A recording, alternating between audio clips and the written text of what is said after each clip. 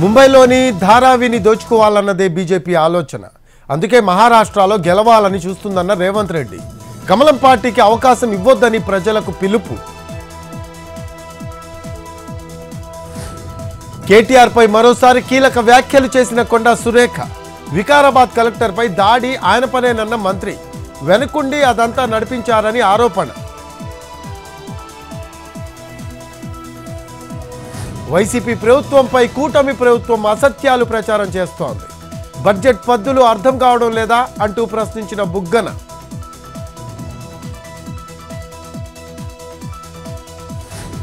CM Revanth రెడ్డిపై Kishan Reddy fire.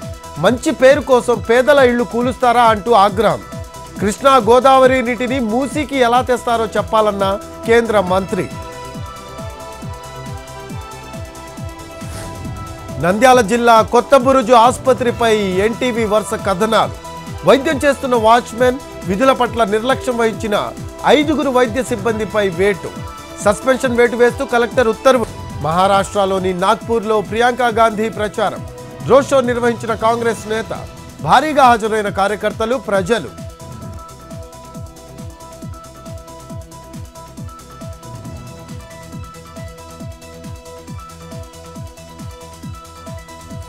Manipur అల్లర్లపై కేంద్రం focus.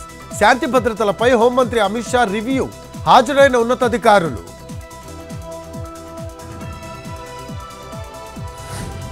ఖర్గేకు నిజం మాట్లాడే ధైర్యం లేదు. ఆయన స్వగ్రామాన్ని రజాకార్లు తగలబెట్టారన్న యోగి ఆదిత్యనాథ్. వారు ఎవరో ఖర్గేకు తెలుసుకుంటే మంచిదని సూచన.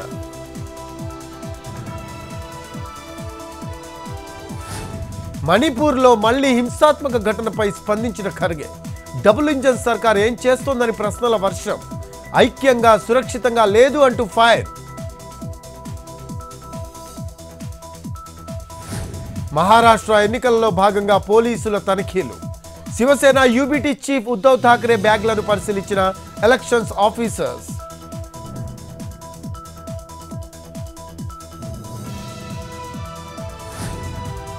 ఢిల్లీలో ఆప్ పదాధికార సమ్మేళనం. అరవింద్ కేజ్రీవాల్తో పాటు హాజరైన లీడర్లు. తదుపరి కార్యాచరణపై దిశానిర్దేశం.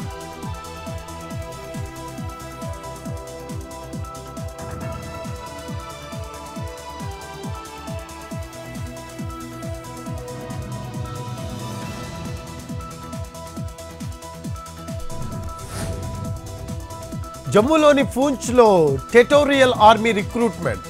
హాజరైన 35,000 మంది యువత.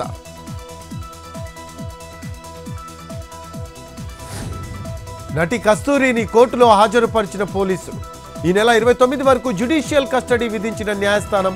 చెన్నైలో తెలుగు వారిపై అనుచిత వ్యాఖ్యలు చేసిన నటి.